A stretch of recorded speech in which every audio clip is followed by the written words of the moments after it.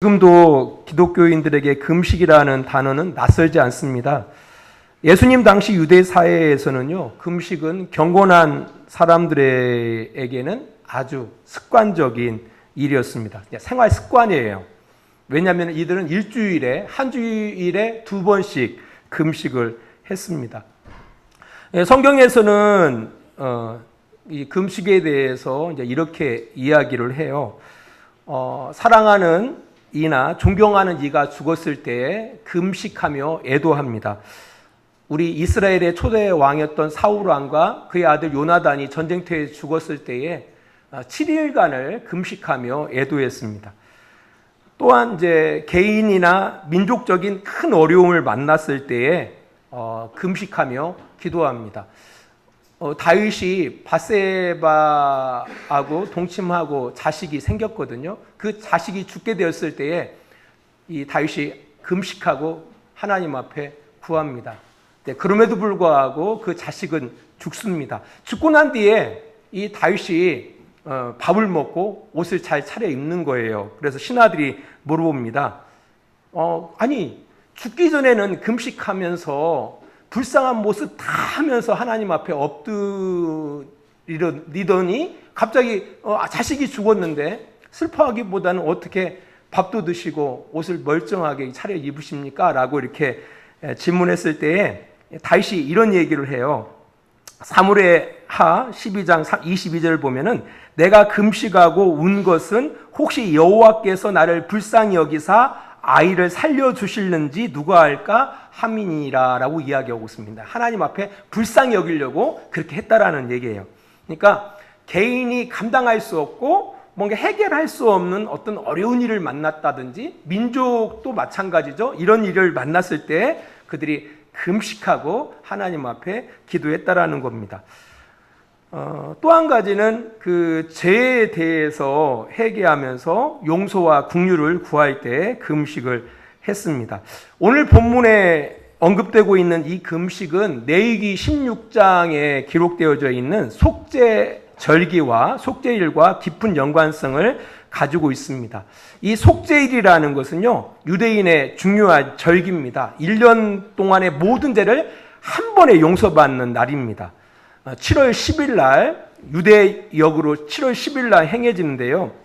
이스라엘 백성들은 속죄 예물로 순염소 2마리와 번제 예물 순양 1마리를 준비합니다. 그리고 대제사장은 먼저 자신과 집안을 위해서 수송아지로 자신과 집안을 속죄하고요. 백성들이 가져온 2 염소 가운데 제비를 뽑아가지고 하나는 여호와를 위해서 속죄제로 드리고 하나의 염소는 아사세를 위한 염소로 이 속죄일의 정결례식이 끝난 다음에 예루살렘 성문 밖으로 나가서 그 언덕 벼랑 그 깊은 곳에 그 염소를 떨어뜨려 죽입니다. 이 절기가 바로 이게 속죄일인데요. 우리 레위기서 16장을 잠깐 보도록 하겠습니다. 우리 레위기서 16장 21절, 22절 말씀을 봅니다. 구약성경, 제 성경은 171쪽에 나와 있습니다. 레위기 16장 21절, 22절입니다. 중요하기 때문에요. 줄을 쳐놔도 좋겠습니다. 자, 21절, 2절 있습니다. 아론은 그의 2 손으로 살아있는 염소의 머리에 안수하여 이스라엘 자손의 모든 불의와 그 범한 모든 죄를 아뢰고 그 죄를 염소에 두어 머리에 두어 미리 정한 사람에게 맡겨 강해로 보낼지니 염소가 그들의 모든 불의를 치고 접근하기 어려운 땅에 이르거든 그는 그 염소를 광야에 놓을지니라. 여기서 놓는다라는 얘기는 떨어뜨려 죽이는 겁니다. 그래서 이 속죄일에 참여하는 사람들은 이스라엘 백성뿐 아니라 모든 사람들이 이 속죄일에 참여할 수 있었습니다. 그리고 그들에게 그 요구되어졌던 태도가 있습니다. 스스로 괴롭게 하라는 그 요구가 이루어졌습니다. 우리 29절, 우리 내기서 16장 29절 말씀 읽습니다. 너희는 영원히 이 규례를 지킬지니라. 일곱째 달 곧 그 달 10일에 너희는 스스로 괴롭게 하고 아무 일도 하지 말되 본토이든지 너희 중에 거류하는 거류민이든지 그리하라라고 이야기하고 있습니다. 그러니까 그 대제사장은 정결 예식을 그렇게 행하고요. 그 일에 참여하는 모든 사람들입니다. 이스라엘 백성들뿐만 아니라 모든 사람들이 그 일에 참여할 수 있어요. 그 속죄 일에. 그 참여하는 모든 사람들은 1년 동안 지은 죄를 용서받는 거예요. 용서받는데 그들에게 요구되어졌던 한 가지가 있습니다. 그것은 바로 스스로 괴롭게 해야 한다라는 겁니다. 바로 이 스스로 괴롭게 해야 한다라는 이 방편으로 유대인들은 금식을 선택한 겁니다. 금식. 이게 스스로 괴롭게 하는 방편으로 그들이 행했던 것이 금식입니다. 그러니까 오늘 본문에서 사람들이 질문했던 그 금식이 그런 성격이라는 사실을 이해하고 오늘 본문으로 들어가야 돼요. 사람들이 이렇게 질문하지 않습니까? 요한의 제자들과 바리새인들은 금식을 하는데 왜 당신의 제자들은 금식하지 않습니까? 라고 했을 때 이 금식은 그런 의미예요. 그런 의미. 이때 예수님께서 이렇게 말씀하십니다. 오늘 마가복음 2장 19절로 20절 말씀을 봅니다. 다시 마가복음으로 돌아갑니다. 성경책을 왔다 갔다 해야 돼요. 마가복음 2장 19절로 20절 말씀 같이 봅니다. 19절 예수께서 그들에게 이르시되 혼인집 손님들이 신랑과 함께 있을 때에 금식할 수 있느냐? 신랑과 함께 있을 동안에는 금식할 수 없느니라. 그러나 신랑을 빼앗길 날이 이르리니 그날에는 금식할 것이니라 라고 이야기하고 있습니다. 예수님께서는 그 사람들의 질문에 대해서 왜 당신의 제자들은 금식하지 않습니까? 라는 그 질문에 대해서 혼인잔치를 통해서 설명해 줘요. 구약에서 많은 부분에서 하나님을 신랑으로 이스라엘을 정결한 신부로 이렇게 비유합니다. 예수님께서 이 땅 가운데 오셨는데 예수님은 하나님의 아들, 곧 하나님이십니다. 그죠? 그 하나님이 이 땅 가운데 오신 거예요. 그래서 그 하나님과 신랑 되신 하나님과 신부된 이스라엘과의 어떤 잔치가 열린 거예요? 혼인잔치가 열렸다라고 예수님께서는 설명하고 있는 겁니다. 그 아들은 이미 하나님께서 선지자들을 통해서 약속하신 아들입니다. 이스라엘을 죄에서 구원하기 위하여 이 땅 가운데 오신 그 아들이에요. 아들. 그래서 그 잔치 가운데 있는 그 손님들은 금식하지 않죠. 잔치 가운데 있는데 어떻게 금식하겠습니까? 함께 그 신랑과 함께 먹고 함께 즐기는 것이죠. 이 이야기를 통해서 예수님은 바로 자신이 바로 하나님의 아들, 이스라엘을 구원하기 위하여 이 땅 가운데 오신 그리스도이심을 밝히고 있다라는 겁니다. 그러나 그 아들이 빼앗길 날이 온다라는 거예요. 그때 그들은 금식할 것이라고 말씀하시는 겁니다. 신랑이 빼앗길 날은 언제죠? 바로 예수님께서 우리의 모든 죄를 짊어지시고 십자가에서 죽으시는 날입니다. 큰 때에는 그들도 금식할 것이라고 말씀하고 있는 겁니다. 이제 이렇게 설명하는 겁니다. 그러니까 예수님은 이 땅에 율법을 폐하기 위해서 오신 것이 아닙니다. 율법을 완전케 하기 위해서 오셨습니다. 근데 여기서 완전케 하신다고 했을 때 그 율법에 무엇을 완전케 하시느냐라고 할 때 특별히 의식법을 완전케 하기 위해서 이 땅 가운데 오신 겁니다. 율법에는 3가지 법이 있습니다. 하나는 의식법, 또 하나는 재판법, 또 하나는 도덕법이 있습니다. 의식법은 안식일이나 제사나 할례나 이런 절교와 관련된 것이 바로 의식법입니다. 우리가 지금 의식법을 지키지 않잖아요. 여러분 유월절 안 지키잖아요. 왜 유월절을 안 지킵니까? 절기를? 왜? 예수님을 통해서 그 모든 율법 가운데 의식법이 완전케 됐기 때문에 우리가 어떤 유월절을 지킨다든지 월삭을 지킨다든지 하지 않는 겁니다. 개중에 요즘 어떤 교회에서는 무슨 얼삭을 지켰어요. 얼삭을 참 어떻게 보면 기독교 신앙에 반하는 겁니다. 그 기독교 신앙에 반하는 거예요. 우리 안식일을 안 지키잖아요. 우리가 안식일을 지킵니까? 여기 주일이에요. 안식 그 첫날이 주일입니다. 주일을 우리가 하나님 앞에 예배하는 것이지 안식일을 지키지 않습니다. 왜? 이 의식법이 누구를 통해서? 예수님을 통해서 완전케 됐기 때문에 그 의식법을 지키지 않는다라는 겁니다. 여러분, 우리가 하나님 앞에 동물을 죽여서 제사합니까? 그러지 않잖아요. 바로 그런 이유입니다. 하지만 이 재판법이나 도덕법은 마땅히 지금도 지켜야 하는 겁니다. 공정하게 재판해야 하잖아요. 억울함이 없이 재판해야 하잖아요. 당연히 그런 하나님의 그 율법을 따라서 재판을 해야 한다는 겁니다. 도덕법 마찬가지죠. 이스라엘 백성들이 서로 잘 살아가도록 마땅히 지켜야 할 규범, 여전히 지금도 그 규범을 지키고 살아가야 한다는 겁니다. 이 세 가지 가운데 특별히 예수님께서 완전케 하신 것이 바로 뭡니까? 바로 그 의식법을 완전케 하신 겁니다.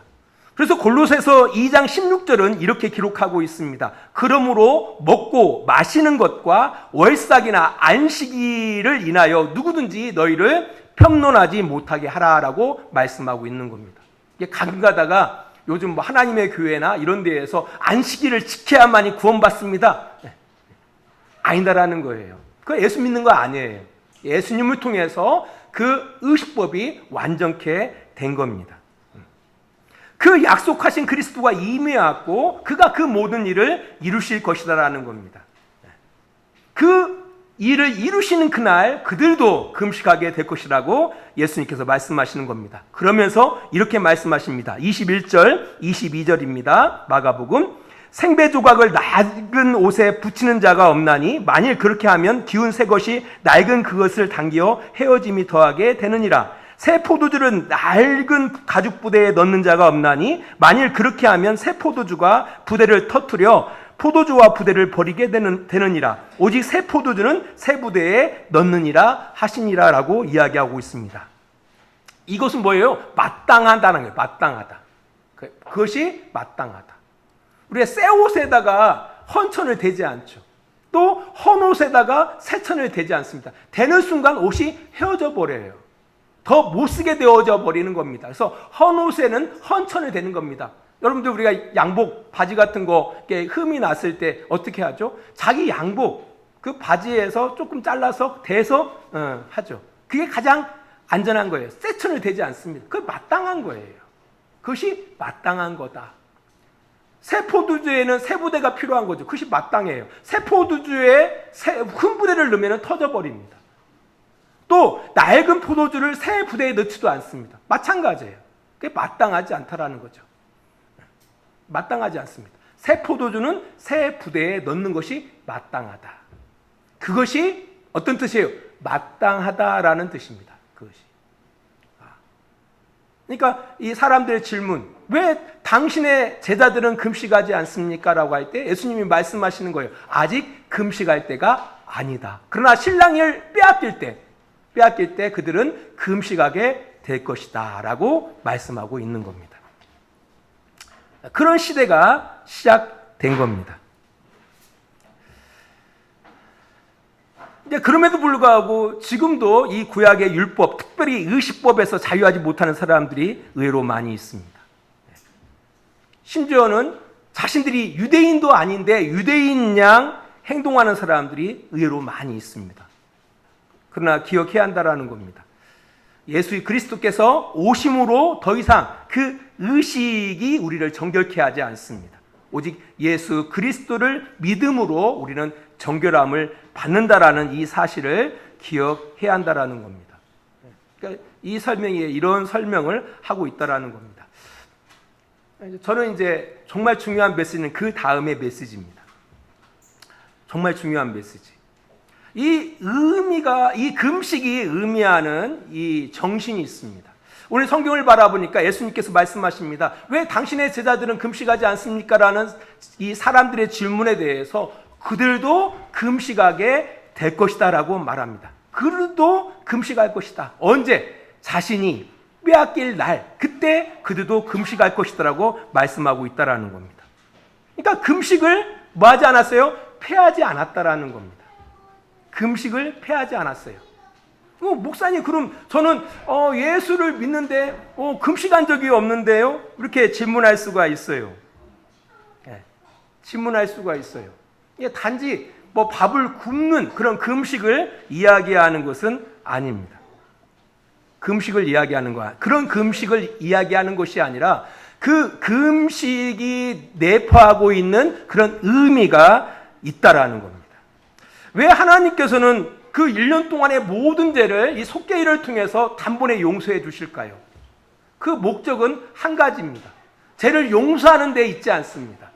그들로 하여금 깨끗한 양심을 가지고 하나님을 온전하게 섬기는 데 목적이 있습니다. 이것은 동일하게 하나님이 예수 그리스도를 통해서 우리를 단번에 용서해 주시는 그 목적도 동일함을 기억해야 한다는 겁니다. 우리 히브리서 9장입니다. 우리 히브리서 9장 13절 14절 말씀을 보도록 하겠습니다. 히브리서 9장 13절 14절 말씀입니다. 이것은 줄을 쳐놓으시면 참 좋습니다. 보세요. 13절. 염소와 항소의 피와 및 암송아지의 죄를 부정한 자에게 뿌려 그 육체를 정결하게 하여 거룩하게 하거든 하물며 영원하신 성령으로 말미암아 흠 없는 자기를 하나님께 드린 그리스도의 피가 어찌 너희 양심을 죽은 행실에서 깨끗하게 하고 살아계신 하나님을 섬기게 하지 못하겠느냐라고 말씀하고 있습니다. 결국은 뭐 하는 데 목적이 있다고요? 그러니까 깨끗한 양심을 가지고 하나님을 섬기는 데 목적이 있다라는 겁니다. 깨끗한 양심을 가지고 하나님을 섬기게 하는데 하나님께서 예수 그리스도를 통해서 우리의 죄를 용서하신 그 목적이 거기에 있다라는 겁니다. 속죄일도 마찬가지입니다. 1년 동안의 모든 죄를 단번에 용서해 주시는 것도 그들이 깨끗한 양심을 가지고 하나님을 섬기는 데 목적이 있다라는 겁니다. 그러니까 예수 믿는 것이 부적을 하나 붙이고 다니는 것이 아니에요. 나 예수 믿으니까 나 죄 용서 받았고 죄 용서 받았으니까 나 지옥 가지 않아, 심판받지 않아, 여기에 목적이 있는 것이 아니라 너희들이 깨끗한 양심을 가지고 하나님을 섬기는 데 목적이 있다라는 사실을 꼭 기억해야 한다라는 겁니다. 이게 신앙생활이에요. 깨끗한 양심을 가지고 뭐 하는 거예요? 하나님을 섬기는 것이 신앙생활이라는 겁니다. 그래서 금식이라는 것은 단순히 밥을 굶는 것을 말하는 것이 아니에요. 금식은 단순히 밥을 굶는 것이 아니에요. 그러면 이 금식이 의미하는 것이 뭘까? 이것을 잘 생각해 봐야 합니다. 우리 다시 한번 레위기 16장 29절로 가봅니다. 다시 한번 레위기 16장 29절로 가봅니다. 여기 한번 여러분들이 주의 깊게 한번 읽어보세요.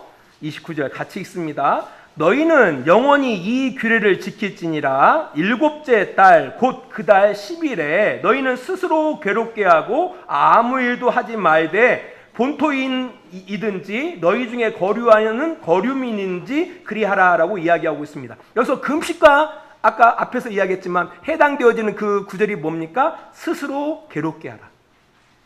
스스로 괴롭게 하는 하나의 방편으로 뭘 선택한 거예요? 금식을 선택한 거예요. 금식을. 이스라엘 백성들이.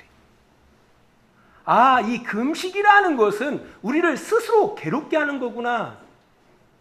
이것이 그렇다면 뭐와 연관되어 있다라는 거예요? 우리의 마음을 깨끗하게, 우리의 양심을 깨끗하게 하는 것과 연관되어져 있다라는 것을 우리가 이해를 해야 한다라는 거예요. 깨달아야 한다라는 거예요. 이게 중요한 거예요. 그러니까 이것은요, 구약뿐 아니라 신약 시대에도 하나님이 우리에게 요구하고 있다라는 겁니다. 우리 히브리서는 신약 성경 아닙니까? 예수님을 통해서 우리를 속죄하신 그 이유가 바로 어디 있다고요? 깨끗한 양심을 가지고 뭐 하는데? 하나님을 섬기는데. 그 깨끗한 양심을 위해서 뭐 해야 한다라는 겁니까? 너희들은 스스로 마음을 괴롭게 해야 한다라는 겁니다. 우리 스가랴 7장을 잠깐 보겠습니다. 스가랴 7장, 구약성경 1324쪽입니다. 1324쪽 스가랴서입니다. 스가랴 7장 5절 말씀을 잠깐 보겠습니다. 7장 5절 우리 같이 읽습니다. 온 땅의 백성과 제사장들에게 이르라. 너희가 70년 동안 다섯째 달과 일곱째 달에 금식하고 애통하였거니와 그 금식이 나를 위하여 한 것이냐라고 이야기하고 있습니다.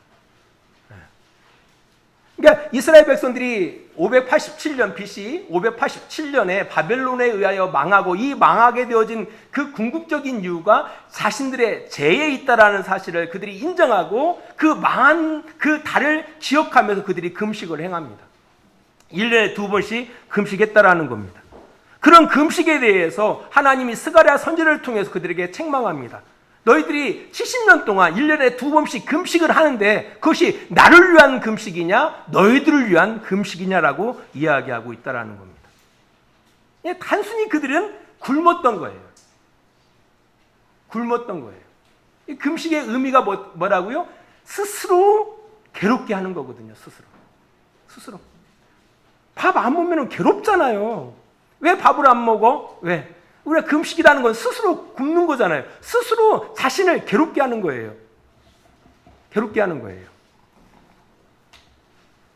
뭐 때문에 괴롭게 하는 거죠? 뭐 때문에? 죄에 대해서 아파하는 거예요. 죄의 심각성을 느끼는 거예요. 죄의 심각성이 정말 이렇게 흉악한 결과를 맞이하는구나. 또 뿐 아니라 내 죄로 인하여 너무나 많은 사람들이 고통당하는 그 모습을 바라보면서 너도 아파하라는 거예요. 너도. 그 금식에 담겨진 그 의미가 거기에 있다라는 거예요. 좀 더 스가랴서를 좀 볼까요? 9절 보세요. 9절 10절. 여호와의 말씀이 스가랴에게 임하여 이르시되 만군의 여호와가 이같이 말하여 이르시기를 너희는 진실한 재판을 행하며 서로 인애와 긍휼을 베풀며 과부와 고아와 나그네와 궁핍한 자를 압제하지 말며 서로 해하려고 마음에 도모하지 말라 하였으나 그들이 듣기를 싫어하여 등을 돌리며 듣지 아니하려고 귀를 막으며 그 마음을 금강석같이 하여 율법과 만군의 여호와가 그의 영으로 옛 선자들을 통하여 전한 말을 듣지 아니하므로 큰 진노가 만군의 여호와로부터 나왔도다라고 이야기하고 있습니다. 지금 이스라엘의 그 실정, 완전히 국가가 바벨론에 의하여 망하고 완전히 흐트러지고 비참한 삶을 산 가장 큰 이유가 어디 있다고요? 하나님의 말씀을 그들이 듣지 않았다라는 거예요. 그 말씀이 바로 뭔데요? 구체적으로 그들이 공평하게 재판을 하지 않았어요. 진실한 재판을 하지 않았어요. 그들이 서로 사랑하면서 긍휼하게 여기면서 살지 않았다 이거예요. 뿐만 아니라 과부와 고아와 나그네들, 그 사회적인 그 약자들을 그들이 압제하고 억압하고 살아갔다라는 겁니다. 그리고 나의 욕심을 위해서 사람들을 해했어요. 상태를 줬단 말입니다. 상태를 주고 살았어요. 그 결과로 이스라엘이 이 모양 이 꼴이 됐다라는 거예요. 그 부분에 대해서 아파하라고 하나님께서 그들에게 요구하신 것이 바로 뭐라고요? 금식을 요구한 거예요. 스스로 마음을 괴롭게 하라. 스스로 괴롭게 하라고 말씀하고 있다라는 거예요. 한번 곰곰이 생각해 보세요. 저도 우리 오늘 둘째가 시험 보러 가가지고 이야기할 수 있겠어요. 내 둘째한테 미안한 경험이 있어요. 중학교 때 정말 이건 사랑의 매가 아니라 폭행을 한 적이 있었거든요. 이제 중학교 때예요. 근데 왠지 모르게 시간이 지났는데도 불구하고 우리 둘째 아이는 아빠를 갖다가 이게 대할 때 조금 낯설게 대해요. 근데 그 모습을 바라보면서 항상 미안했습니다. 내 마음속에. 내가 꼭 그 방법밖에 없었을까. 지금 생각해봐도 참 아들한테 미안해요. 저는 좀 친근하기를 원하거든요. 근데 아들이 좀 거리를 좀 멀게 둬요. 그때 이 아이한테 두려움이 들어왔던 것 같아요. 아빠에 대한 두려움, 무서움이. 참 아들한테 미안합니다. 그 아픔, 누구 때문이죠? 내 죄 때문에 그런 거예요. 내 죄 때문에. 왜 방법이 그 방법밖에 없었을까? 내 감정에 못 이긴 거죠. 내 분노를 내가 잘 다스리지 못했던 거죠. 지금 그래요? 전혀 그렇지 않습니다. 잘해주려고 노력합니다. 그게 만만치는 않습니다. 아프죠. 아파라는 얘기예요. 죄의 심각성을 깨달으라는 얘기예요. 네 죄로 인하여 네 주변이 얼마나 고통당하는지 그것을 느껴보라는 거예요. 최근에 이춘재 사건을 아실 겁니다. 화성 8차 살인사건이 진범이 잡혔어요. 그게 이춘재였습니다. 그 사람 대신에 윤 씨라는 사람이 대신 그 누명을 쓰고 감옥 생활을 20년을 했습니다. 억울하게.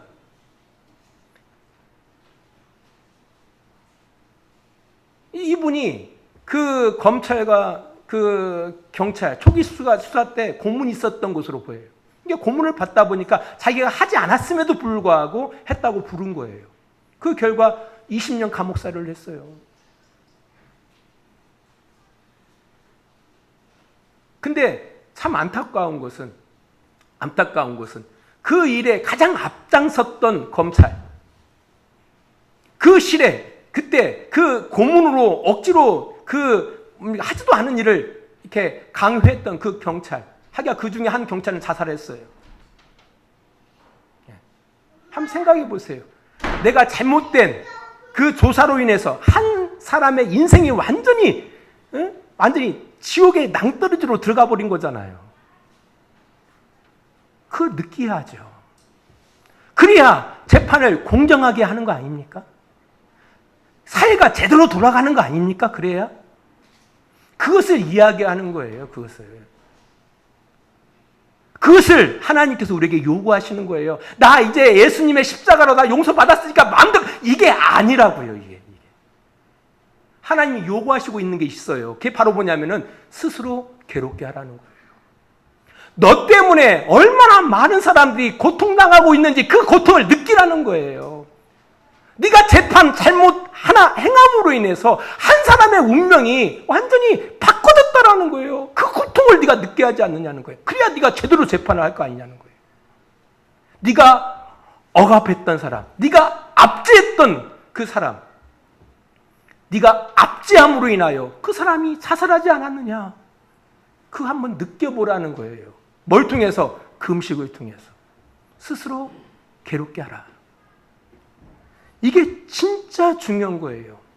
이사야서 58장 6절은 이렇게 이야기해요. 우리 이사야서로 한번 가봅니다. 이게 너무 중요하기 때문에요. 4절로부터 볼게요.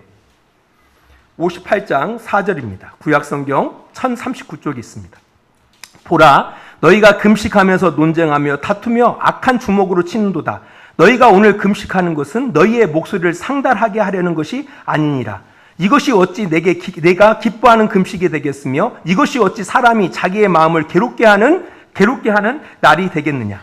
그는 머리를 갈대같이 숙이고 굵은 배와 재를 펴는 것을 어찌 금식이라 하겠으며 여호와께 연락될 날이라 하겠느냐. 6절입니다. 내가 기뻐하는 금식은 흉악의 결박을 풀어주며 멍에와 줄을 끌어주며 압제 당하는 자를 자유하게 하며 모든 멍에를 꺾는 것이 아니겠느냐.